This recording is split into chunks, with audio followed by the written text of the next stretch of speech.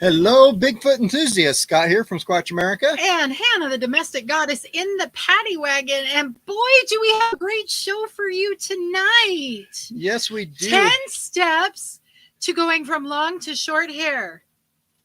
Yeah, no. No. Okay, but before we do that, let's see. Hello, everyone. You disappeared all the names. I know. We got to do our intro. I know. We got to do the intro. But I was going to welcome everyone. Oh, do the intro.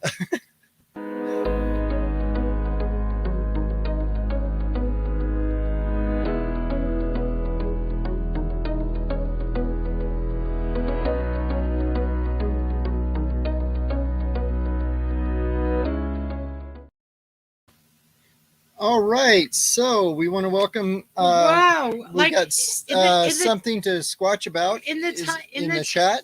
Welcome. Yes, welcome. In the time that it took to play our intro, the people on the chat doubled. It did. I love that exponential growth. We want to say welcome to them, to Pink and Dale and Renee and Donna and John and Christina, and a happy belated birthday to young Pink out there, in case anyone needed to know that we had a birthday girl in the house tonight. Okay. All righty. So we've got an exciting show for you tonight, and we really want to get into this. Yes. Hannah was going to do the introduction. Am I going to do the introduction? Yes. Okay. Well, so tonight our guest is Daniel Perez, who is as stealthy a researcher as Bigfoot himself, because this guy has been part of the Bigfoot research phenomenon for the last 40 years. Nobody knows who he is, but he's been part of everything. He has rubbed shoulders with Jeff Meldrum and the original Renee DeHinden. Did I get that right? Yep. Renee DeHinden, and of course all the modern folks, Cliff and blah blah blah, all that. But we do want to jump into this. We're going to have him share a little bit about himself. We've got questions, and then we will make sure there's time for you to ask questions. So while you're listening, if you have a question, write it down in the chat. Throw it in the chat, and we will make sure and have a few minutes at the end for Q&A. Okay? So here he is, Daniel Perez. Daniel, you there? He's on the phone, by the way. Yes, live on the phone tonight. Right. I'm on the telephone, and I'm delighted to be with you, and longtime Bigfoot researcher, and a pleasure that nobody knows who I am, because my objective is to kind of just stay just below the radar screen. I'm happy to be in that position because the topic is not about me, it's about Bigfoot. Oh, that's awesome. That's great. Okay, so we want to start really basic. When, how, and why did you get into Bigfoot research? So this like that. Tell us your story. How'd you get into this? About 1973, my older brother and older sister and myself went to a movie. My parents dropped us off at the walk-in theater, The Legend of Boggy Creek. And at the time, we were very much into monster movies, Godzilla and stuff like that. I thought it was just going to be another monster movie. And so as I sat watching this movie, I couldn't believe that the narrator of the movie was kind of insisting to the audience that to take this stuff seriously, and that this was happening in Arkansas and stuff like this, and kind of like a boogeyman. And I was just blown away. It just hit me like a ton of bricks. So I was about 10 years old at the time in 73. And so my initial introduction was by that singular movie, which I think is still great, The Legend of Boggy Creek. And I just got sucked in. And so I had a library card at the time. So one thing led to another. And I went to the library and somehow figured out what they were talking about. The Boggy Creek monster was Bigfoot. And so I checked out some books on Bigfoot, and that's how I got going. Oh, that is totally awesome. I love that movie. In fact, I still watch it probably every other month or so. We have only 3 movies on board, and we live. In case you didn't know, Daniel, we live full time in a camper, and that's so we can travel. And we have 3 movies aboard, and that is one of the 3. Yeah, it is. So Yeah, it's still. I still think that as a movie, the originality of it is one of the best Bigfoot documentaries, or just movie in general, that I've ever seen out there. And so I a lot of people who saw that movie got interested in the subject because somehow that movie just kind of sucked you in. It sucked me in, and I've never been away from the subject since that time. Yeah, I know it. That's totally awesome. It really does. And it was one of the first docudramas probably ever done. It kind of started it, and it sucked us in. We got to spend last winter. We got to go to Falk, Arkansas, and we got to meet with Keith Crabtree, who's the guy who was in the Bigfoot suit in the show. I got to meet him and hang out, and we did some squatching too. It was a lot of fun. right there, same area. Yeah. Okay. Yeah, I did meet Smokey Crabtree, who I'm not sure if he was in the film, but I eventually met him at Don Keating's meeting at the Ohio Bigfoot meet in probably 1999. First and only time. So he was one of the people that I knew quite well. So it was just very neat to meet him in person. Okay, so moving on, and folks, make sure you are thinking of your questions, and actually the more off the wall, the more we like them, of course. So our second question for you tonight is, out of your decades of research, what would you consider the 5 most significant finds, and why? Talk to us about that. Well, I saw you sent the question over via text to me, and I think just in general, maybe I won't mention all 5, but the consistency of the reports in North America going deep 100 years.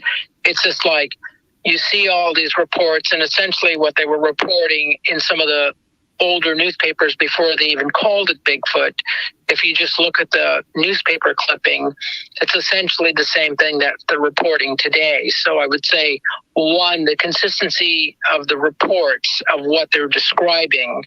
And so that's very profound. If it were just some made up sort of thing, then you'd have all these oddball descriptions of it, but you don't. You have consistency of reports in terms of description.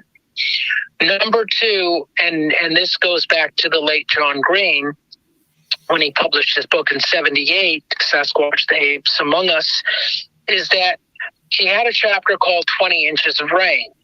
And I think that's very significant because most people don't tie the annual rainfall to how many reports you get. And essentially what he was saying is where you have over 20 inches of rain, you find Bigfoot reports. Where you have less than that, they taper off drastically.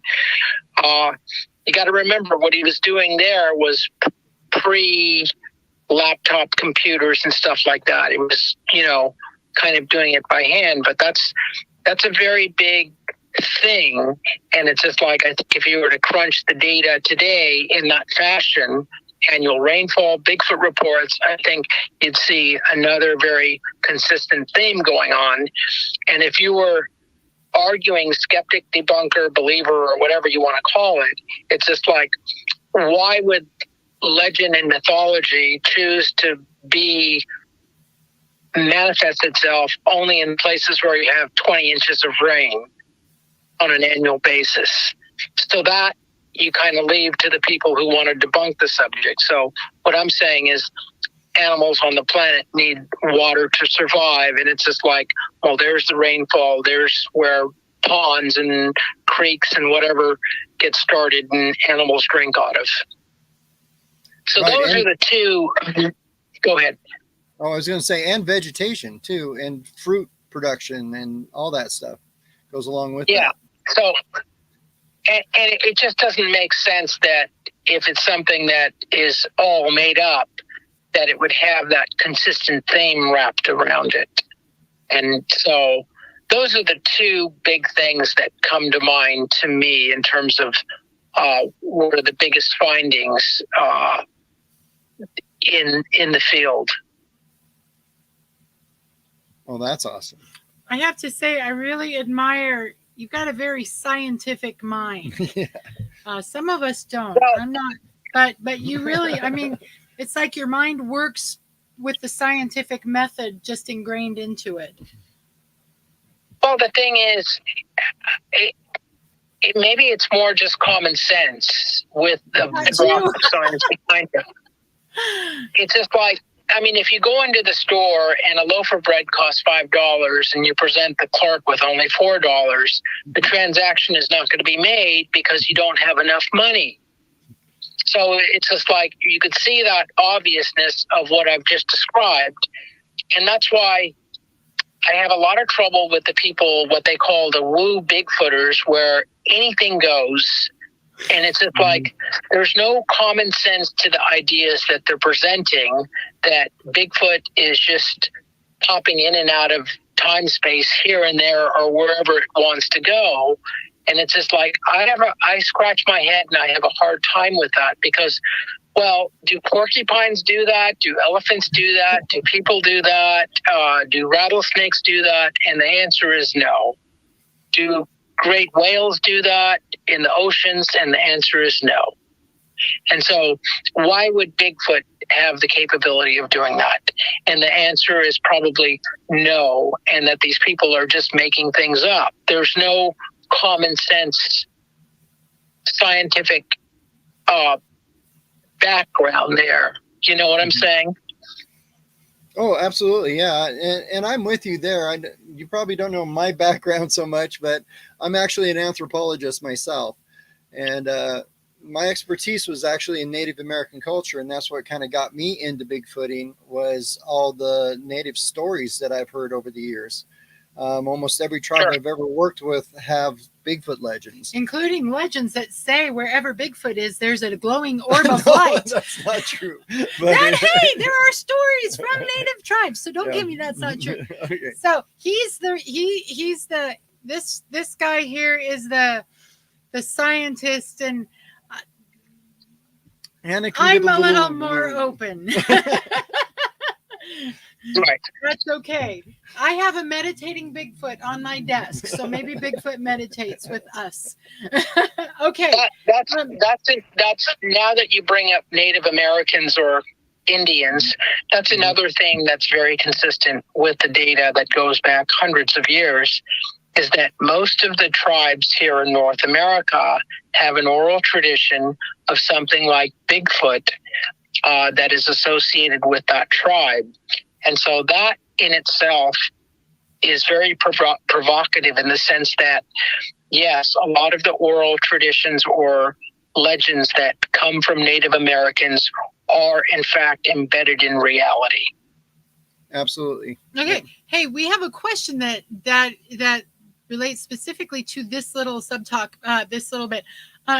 Damon, by the way, Damon, thanks for your super chat. He would like to know if you think the tidal flows have anything to do with their movement.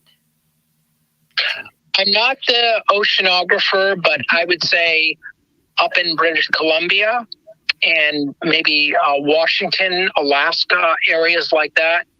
The late John Bindernagel did some work on that in his books and discussed it. But I would say the answer would probably be yes, because there's an abundance of foodstuff in areas like this, and I think there would be an absolute association with it.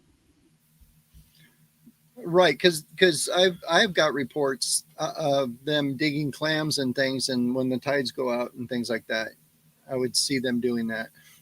There's the next children's book. Bigfoot goes gooey ducking. Gooey ducking. Yeah. Okay. All right. So moving on. Okay. One of the things, Daniel, that you're known for is being kind of a hoax buster. You can identify hoaxes, and so I think you've already alluded to some of the things that help you identify a hoax. But what are some of your favorite examples of hoaxes that you've been able to debunk, and what was it about them that just screamed hoax at you? Well, let's just put it this way. When you talk about Ivan Marks, the late Ivan Marks, and his Bossberg footage, which really has nothing to do with the Bossberg footprints, it's a footage that came after the fact. I think it was 71 when he shot it, but that's a fake. And Peter Byrne was one of the investigators that investigated that and kind of blew the cover on it.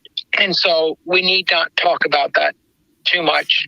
Mm-hmm. But you take, for example, the Memorial Day footage, and which was shot, I guess, just below the Canadian border in 96 or somewhere around that time during the Memorial Day holiday. And that was presented on Sasquatch Legend Meets Science. And I can't say there's a smoking gun to say, like, oh, there's the smoking gun, this is why this is fake. But there's enough there to call into question about everything of that footage. And when it was broadcast on television, Stacy Keach, the host, said something like, oh, it's running in far in excess of what a man can do. But in their own documentary, they had an athlete who was able to run that distance faster than the subject that was filmed. So I'm saying that just in their documentary, there was contradictions. So I like to say, when in doubt, throw it out. And it just, when I saw that film before it was even presented on a documentary on television, I found it hard to believe that they could even present that as a serious footage of Bigfoot. And it's just, again, when in doubt, throw it out. I'm not really too comfortable about the Memorial Day footage. And I wrote for a publication, I want to say it was a Skeptical Inquirer, about my various objections about it. But there's no one smoking gun in that incident. It's just there's a lot of circumstantial stuff that says, well, wait a minute, what about this and what about that?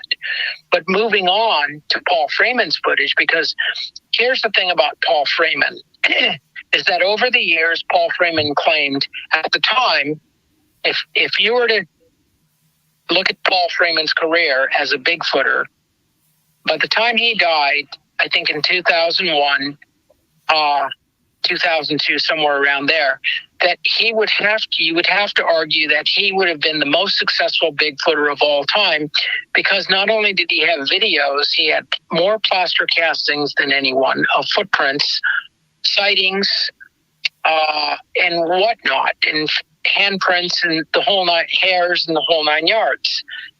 And so if you go back to when he first got publicity, which was in 1982, when he was a watershed patrolman for that area, the watershed up there, is that he claimed a sighting, and they had a border patrol man by the name of Joel Harden, I believe that was his name, that was hired by the United States government to investigate the tracks. And so when he went in, I think it's all after June of 1982, is that he said that when he saw the tracks that were called into question, he saw that Dr. Grover Krantz never saw them, but he wrote about them profusely. But Joel Harden got there, and he looked at the tracks, and he said that he got the impression immediately that someone deliberately took the foliage, the leaves, the twigs and whatnot, and brushed them aside so the tracks could stand out in a way. Mm-hmm. And so, as I wrote about it in my newsletter, the Bigfoot Times, and later, is that this is not into the future, 10 years, I think, August of 92, when Freeman got his famous footage that, again, was shown on Sasquatch Legend Meets Science.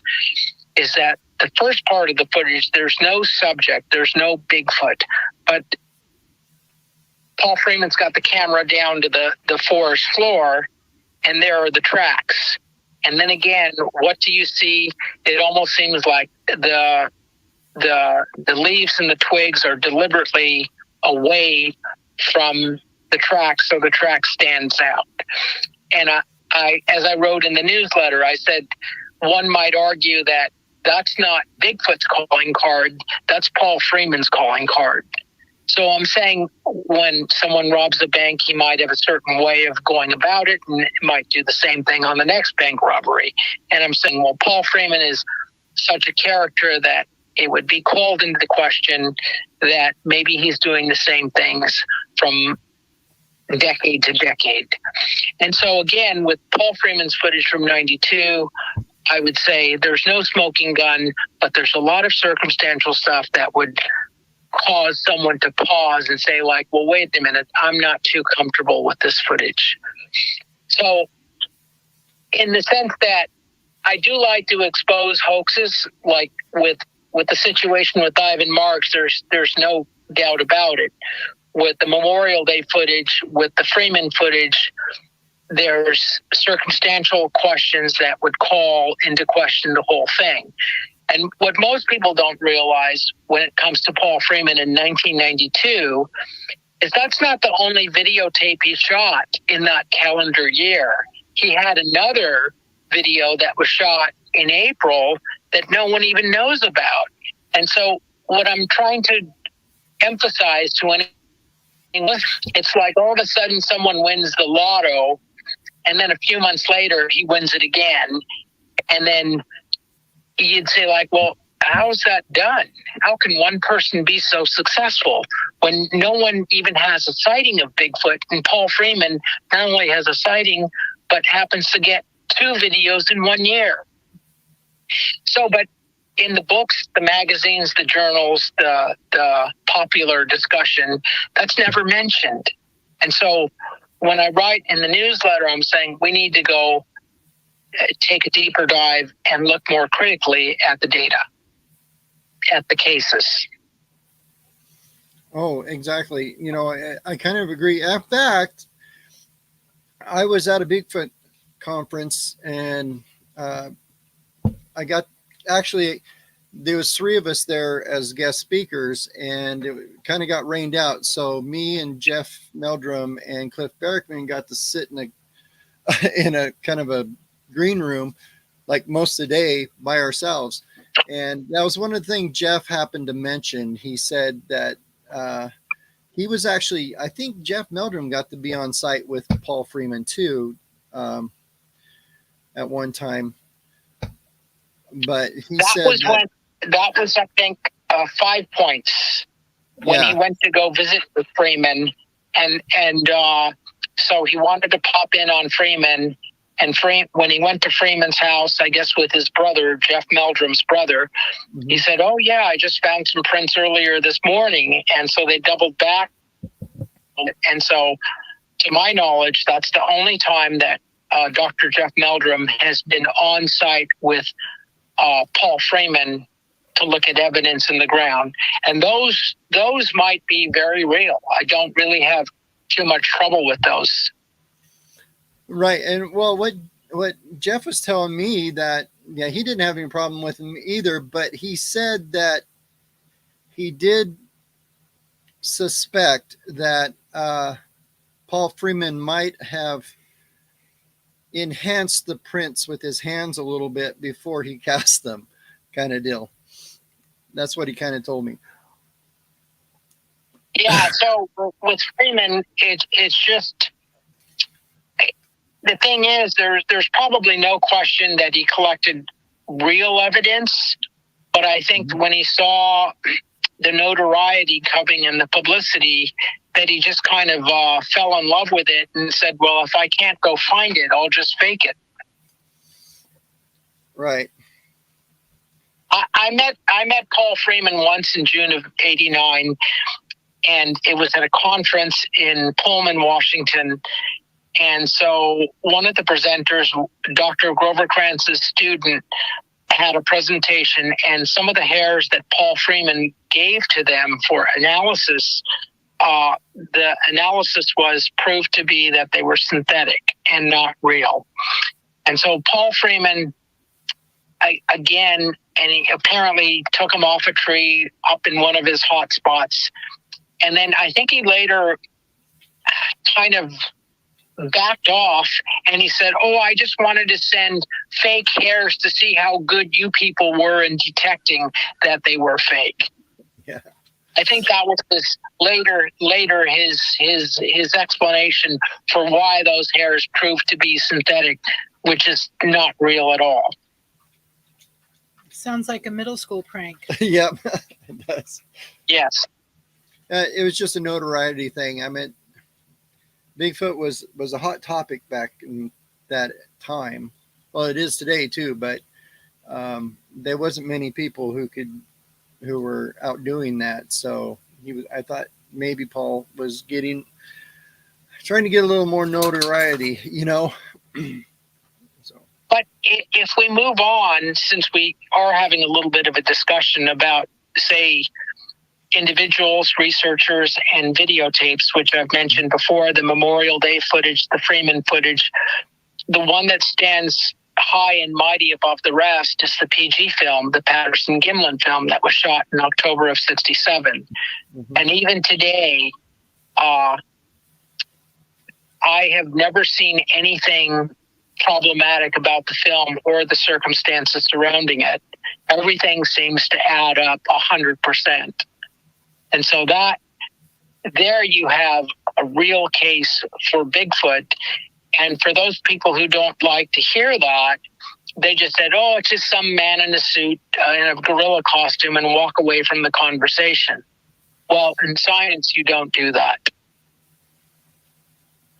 Right, you don't. And I tell you what, I found a really good book. You've probably read it. It's called When Roger Met Patty. And I think Bill Munns wrote it. And yes, he had some really good points in that book about how that could be very real film. Well, I want to bring some highlights that are happening as we speak. Tomorrow on the History Channel, and I took a note about this, they will be broadcasting The Proof Is Out There, and it's another discussion of the PG film.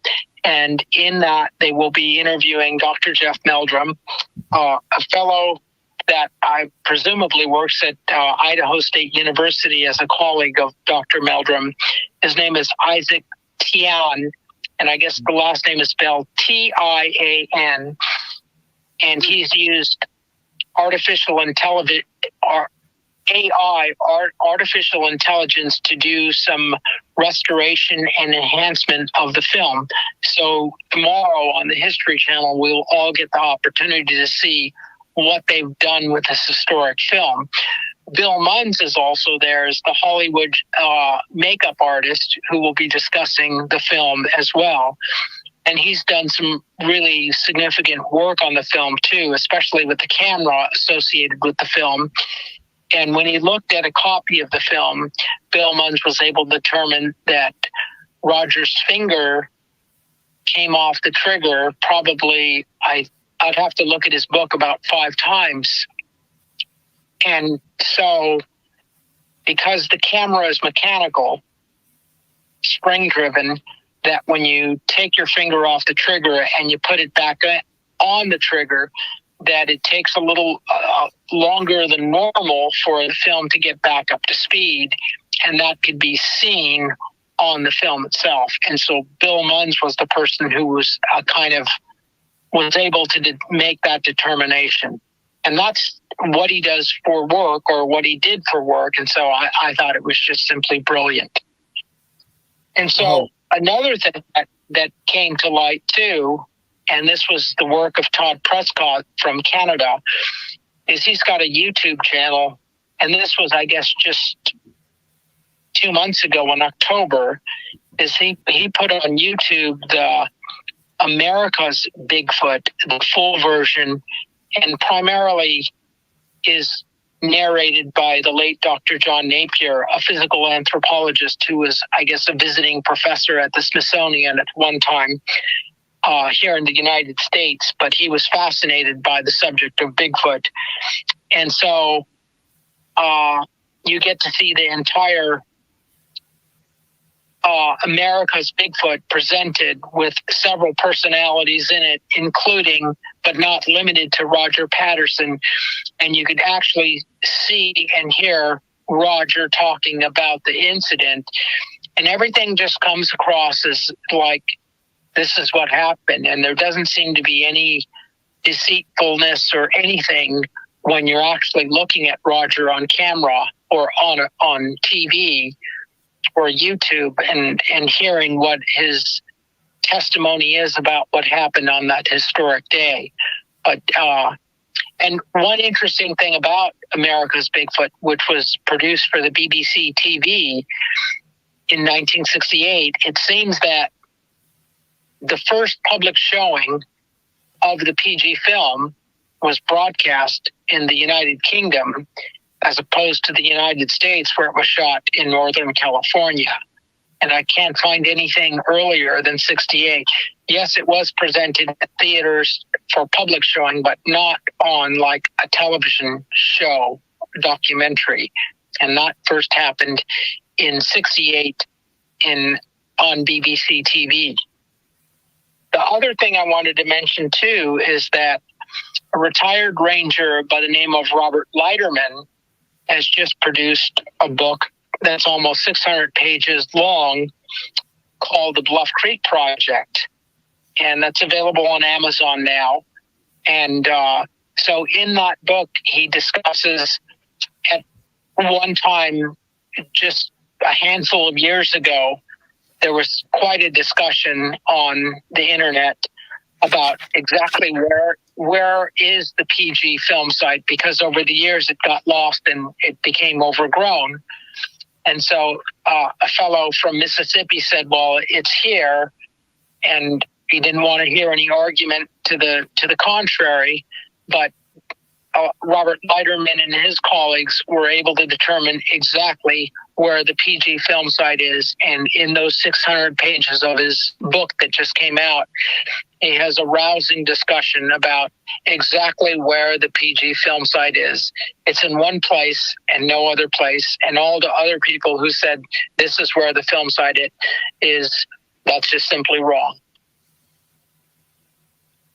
Yeah, I thought I saw a documentary a while back about where they were doing, somebody was there doing did a laser grid pictures of the area. I can't remember what that was.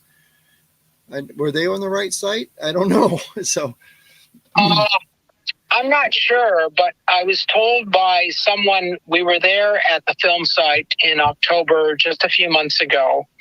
Mm-hmm. And one of my colleagues there, he doesn't want it publicly disclosed now, but apparently they did some, I guess, they used a laser type of tool, high technology, to kind of get footage of that entire film site in every which way conceivable. And I guess with what they were doing, that you could pretty much measure everything with the technology they were using, from tree to tree, stump to stump, or whatever the case may be.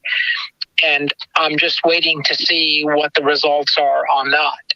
But Robert Leiterman and his colleagues, including myself, we spent considerable amount of time there over the years, pulling measurements from tree to tree, from stump to stump, from where Patty was in frame 352 back to the creek, where Patty was in frame 352 back to the big tree that's seen way behind her. And so, yes, there's only one PG film site, and every other film site is an imposter, unfortunately. Yeah. There's only one place, and there's only one Dealey Plaza where JFK was assassinated. It's not like further up the sidewalk or further down the sidewalk. It's only in one place. And so those are just simply facts. Exactly. Totally agree. Well, it's time for us to take a little break, our commercial break. So I need to write a jingle. yeah, we'll be right back with Daniel Perez. I'm going to put you on hold for a sec, Daniel, okay? Very good. Okay, so everyone, we hope you're having a great time tonight. We have not forgotten your questions. We've got a chat feed full of questions that we will get to.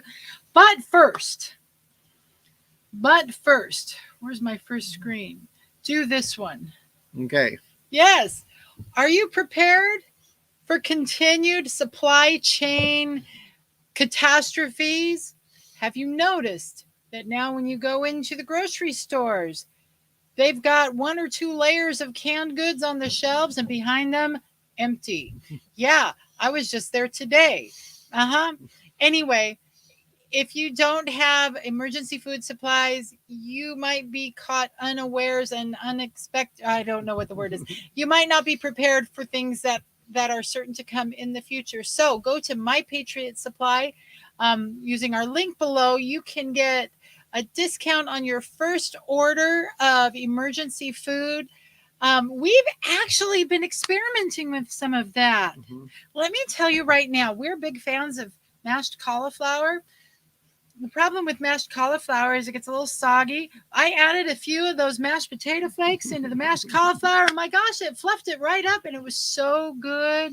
I had a little too much Thanksgiving, as you can tell.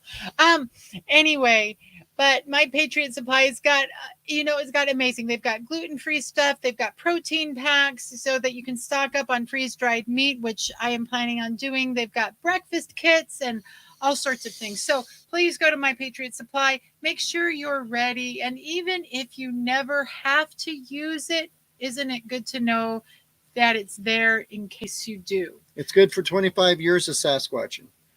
Oh, and yeah, that's true. Very true. So, hey, there's that. Okay. Let's see. Let's go to, yes, Patreon. If you have not joined us on Patreon, you can go to patreon.com/Squatch America and you can become a Squatch American for either $3 or $5 a month. And we will send you a really nice handwritten, yes, I write them myself, a handwritten thank you note and stickers. Plus, you will be invited to our first Friday Zoom chats so that you can talk to us. We've had a few of those. And normally our pattern is if no one shows up in the Zoom room within 10 minutes, we drink our coffee and move on. But so you want to get in on those chats. We've had a great time. And I had one more thing to say about that. Oh, if you are an Inner Circle member, you get first glance at our research finds. The things that we see, you get to see them first before anyone else. So anyway, website. Okay, squatchamerica.com. If you have not signed up for our emails, you need to sign up there. And if you have not bought your Squatch America I can't see myself. I can't. Anyway, you need to buy your Squatch America shirt. See that? We have them for men and women. Women, we actually do have them in the women's cut, which of course is so much more comfortable. This is not the women's cut. This is the guy's cut. But I will say, this is a guy's large. I wear a woman's medium. This is a guy's large. And this guy's large has so much room in it. I was amazed. So make sure, go get your gifts. That we've got all sorts of things on all of our merch pages that you can buy people for Christmas. Okay, last one. I'm going as fast as I can. Oh my gosh, I sound like a New York, I don't know, a hawker on the corner. Anyway, we've got a new way that you can support us. Buymeacoffee.com/Squatch America. If you don't want to get into a monthly pledging situation and you just want to throw us $5, which is roughly the price of a really good coffee drink at any premium coffee shop, you can go to buymeacoffee.com/Squatch America and just throw us a $5 donation. And that is you buying us a coffee. At some point in the future, we might expand this service and it might even overtake Patreon, but we don't know yet. Anyway, we're trying it out. There's really cute pictures of us and of Daisy Mae the Adventure Dog there. So, did I get all of them? Yes, and we want to thank everybody for your support. Yes. You know, we started this trek almost 2 years ago, where we sold everything, bought a camper, put up the website, got Bigfoot reports, and we are traveling the nation following up. And we're trying to put together a narrative for, me being a cultural anthropologist. I'm trying to put together a narrative just by reports of the culture of And the behavior. Bigfoot and behavior of Bigfoot. Yeah. And all the donations help us keep on the road. And one more thing. If you are in the Southern Oregon I-5 corridor area from anywhere between Eugene, Oregon and Anderson, California, keep your eyes open for us next year because we are headed that way. That's all I'll say. Okay. Oh, do we want to talk about coffee? No. No? No. Okay. Well, all right. So I think that's the end of our halfway point. All right. We're going to bring Daniel back. You still there? You got to unmute him. I'm still here. All right. Thank you, Daniel. Thanks for putting up with those shenanigans. Okay. Yes. Go back to the comments so I can see those. All right. So basically, I'm going to lump our last two questions into one. I think your pièce de résistance is you are the founder and publisher and editor and creative genius force behind the Bigfoot Times. I think, as far as I know, it's the only publication that's like a Bigfoot newspaper thing. So tell us about the Bigfoot Times. The Bigfoot Times was launched in January of 1998, and it's almost 24 years old. It'll be 24 years old January of 2022, next month. And so it's been going strong for all those years. It's a physical publication that is sent out every month to our membership. We have just under about 1,000 members. So when I started the Bigfoot Times in January 1998, there were other newsletters and the internet was just getting up and going. And so people were still comfortable having something sent in the mail to them as a newsletter. And so I participated in a crowded competition. But as the years went by, because perhaps I was more careful in what I wrote in terms of accuracy, the other newsletters folded, and the Bigfoot Times is still going strong, even to this day, as a physical publication when the rest of the world went digital. So it comes out every month. For the United States members, it's $18.50 per year. So every month you get a newsletter. And the stuff we cover in the newsletter is like stuff that you really don't see anywhere else for those people who do get it. And so I love doing it, and I'll continue doing it for however long I'm alive. So it's, as far as I know, it's the only Bigfoot publication as a newsletter that is a physical newsletter that is still in existence. Everything else went digital. Yeah. All right. Is there a way people can sign up for this? All they need to do is go to bigfoottimes.net, and if they've got their PayPal handy, they could just go ahead and subscribe to it just like that. And the next thing they know, in their postal mail, they'll get the newsletter. That's awesome. All right. So we are throwing that web address in the chat, and it will also be in the show notes when we get the show notes doctored up after this. So, and I hope we didn't just. Okay, we're good. Mm-hmm. All right. That screen is freaking me out. Oh, there we go. Okay. I hate tech problems. They scare me to death. Anyway, we will also it was also in the last news, the email we sent out yesterday had a link to the bigfoottimes.net, and there will be one in Monday's email as well. All right. So please, I'm planning on subscribing. Me too. So make sure you go subscribe to the bigfoottimes.net. I just thought how nice. Isn't it nice to get something wonderful in the mail? That's not a bill or a political ad or something horrible. So yeah, for less than $20 a year, you can get some niceness and wonderfulness and inspiration and real science in your mailbox. Mm-hmm. Okay. I will say something about the newsletter is that more information on the Patterson-Gimlin film has been published in that singular newsletter than any other venue out there.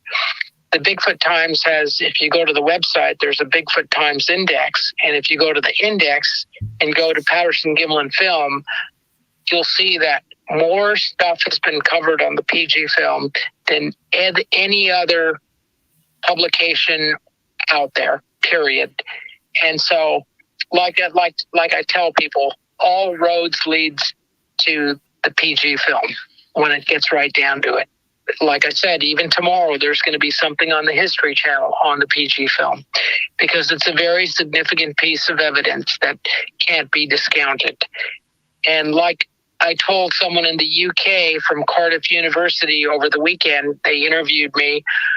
I said, one thing about the PG film, if I could stop everyone right now, if you want to argue that the PG film is a fake, a fraud, a man in a costume, a man in a gorilla costume, then after 50 some odd years, why can't anyone duplicate it?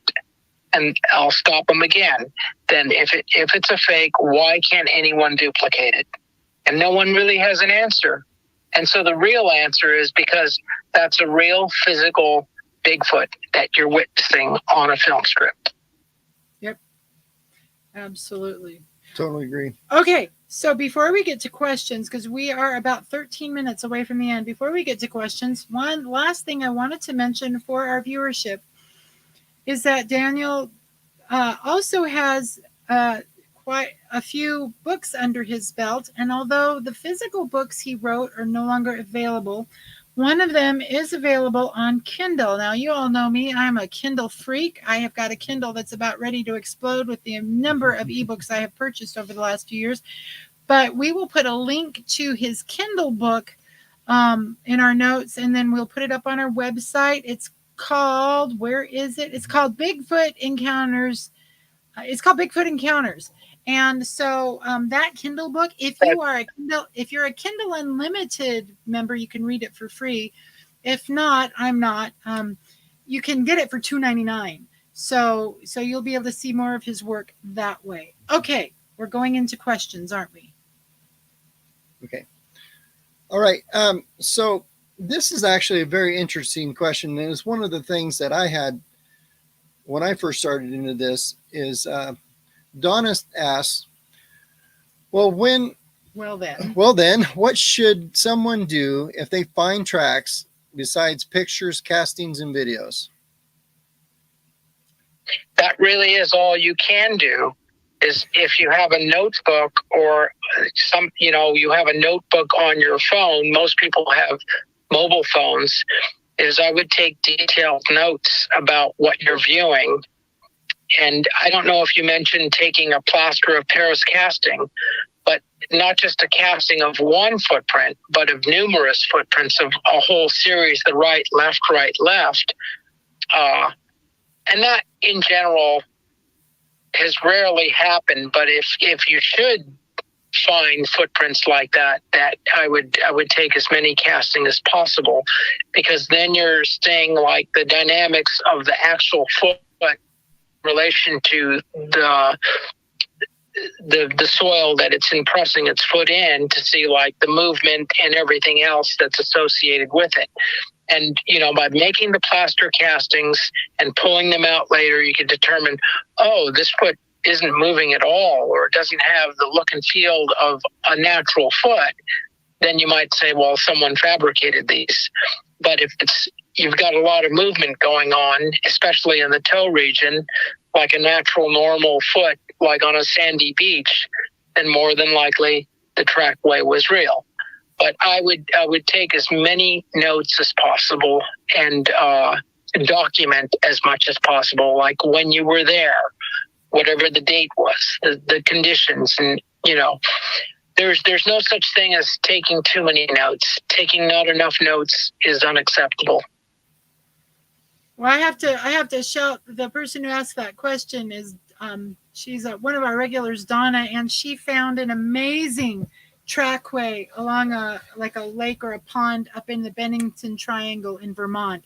And she actually did some amazing cast work, sent us her primary cast. It is so exciting. We can't wait to meet with Dr. Jeff to go over that stuff. So Donna, actually, I think based on that answer, you are on the right track yourself as far as being a great researcher. Yeah, absolutely. And maybe I'll send you some of the pictures of the trackway she just found. But we think possibly we just might have another cripplefoot. Oh, so interesting. Yeah, it absolutely was. Okay, so Damon had a question. Okay. All right, Damon says, I don't know how to say that word, so please don't hurt me. The SABE? SABE. The SABE I saw wouldn't have left hair. It would have left a 6-inch dreadlock. Have any dreads been found? I don't necessarily understand like dreadlocks in terms of Bigfoot. Dreadlocks. Yeah. To my knowledge, the answer is no. And I don't understand how a Bigfoot would have dreadlocks unless someone intentionally did that. And it's just like, I don't think that's the style of a Bigfoot. And so I don't really know how to answer that question. Right. So you haven't heard of reports of like matted dreadlock style hair all over the Bigfoot? Oh, well, I've heard there's been several reports where witnesses have stated that the hair or whatever they're looking at is extremely matted down. But in terms of like a hairstyle like dreadlocks, no, I haven't heard any. Okay. All right, I'm looking for any more questions. If you have questions, this is the time to throw them out there. And Donna, don't feel bad. She says, how didn't I know about this? Speaking of the Bigfoot Times, I will become a member. And let me tell you what, when Donna says she's going to do something, she does it 100,000%. All right. So you've got at least one newbie there for you, Daniel. Okay. Sabe, you pronounce it Sabe. Sabe. I don't know what that is. Okay. Any more questions? We've got about 6 minutes before we have to say goodbye. Donna does say, think it's hard because you want validity, but there are always people that don't believe no matter what. That's true in everything. As many times as you say the sky is blue, someone's going to tell you, no, it's not. Have you run into that, Daniel? There's still a lot of people. Well, I don't know because I don't actually question people every day about this, but there's still a segment of society who really believes that the earth is flat. And so I don't engage in arguments about that. I'm just saying, well, if people want to believe the earth is flat, they don't bother me. I just have a different view about that. Yep. I kind of do it the same way. I get a lot of people questioning me about stuff. In fact, it's funny you bring that up. I was at a Bigfoot conference and I was speaking at it. And afterwards we were packing up and leaving. And one of the people that were in the audience came up and started explaining to me how the world was flat. And I just smiled and nodded and put my stuff away. And you should have seen the texts he was sending home. Oh, yeah. So, all right. We've got a few minutes left, folks. Anything else that you want to throw in the chat? Now's the time to do it. If we missed something, throw it in the chat. And Damon says that's what he saw, this matted down hair. This is from Donna to Daniel. What is your most go-to story Bigfoot topic besides Patty? Sounds, prints, encounters. Or TV shows. Oh, wow. In terms of reports that I've investigated, there's a report from a Caltrans employee here in California who was born up in Northern California, and he said that he still lives in Garberville. I'm not sure if he's deceased, but this happened on company time, I think in the early hours of 1994. Prior to that time, he grew up in the Garberville area, hunting and fishing and being a very gigantic outdoors person. And he said that he heard about Bigfoot all his life, but never believed in any of it. He just said, well, it's just some kind of legend, mythology, just to get people excited or whatever. So all the way through adulthood and having children and getting married, it just never registered to him that something, he just kind of discounted it like a unicorn or Santa Claus or whatever the case may be. And so when he was patrolling the Avenue of the Giants in Northern California, the Avenue of the Giants is a road. He, with his heavy equipment truck where he has got a plow in the front, where if there's trees or whatever debris that gets in the road, he plows it away. But it was before the sun came up, and he had a sighting. Something went across the road, and within those few seconds, he went from a complete non-believer to a 100% believer, just like that, because he actually witnessed one. And so that was I interviewed that individual right after Christmas in, I guess, 1995, and very, very impressive. One of the most impressive witnesses I've ever encountered. I can't think of the guy's name right now. But yeah, you talk about, I mean, I've interviewed people all over the United States, and he was by far one of the most impressive witnesses I've ever talked with.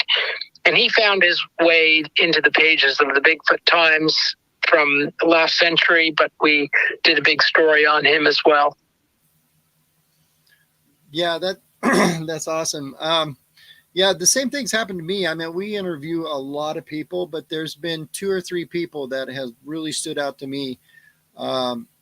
You can see that their whole entire life dynamic has been changed, from what they saw. I have one in particular, a young man up here in Eastern Oregon who I talked to. When he was telling his story, that you could see the goosebumps on his arms and his hair standing up. You did a video on that. Yeah. And we can link that video to this. So if anyone wants to see it, because you can see it on his face. On his face. Yeah. His encounter. So, yeah, there's a lot of good reports out there by people from all walks of life here in the United States. And it's just like, I just can't imagine that all these people are fabricating what they're claiming to see. I just suspect that the vast majority of them who've had a sighting, that it is what they said it is. Exactly. I've had a theory, if just 10% of the stories we hear are true, that's enough, to prove, to me anyway, that this thing's real. Right. Yeah, okay. I'm 100% convinced that we have a real animal out there. And, if people didn't know the wolverine was a real animal out there, people would think that it doesn't exist, but they're out there, but no one ever sees them. And the population of the wolverine is like less than 1,000 here in all of North America. And that's why it's such an elusive animal here in North America, but they exist. And the same thing with Bigfoot. I mean, it seems to be primarily a nocturnal animal. And so because it's operating at night, it's operating in the forest under tree cover, there's so few of them, it almost seems like we're dealing with something that's not real. And it's just because there's so few of them, it almost seems like it's not a real physical animal. And a lot of people have trouble with that. And I don't. Yeah, I don't either. Okay, but I hate to bring this party to an end, but we are now a little over time. And Daniel, I know that our audience is so grateful that you came on. We are so glad. I am so glad that I stumbled upon you on Facebook a few years ago. And you know, this is so exciting. We would love to have you back sometime. Any last words for our audience before we say goodbye? Well, I would say keep an open mind. If you find evidence in the woods, document it extensively. You just never know what might come of it. That is Absolutely. so true. I don't think Donna anticipated that she would find a cripple foot. Nope.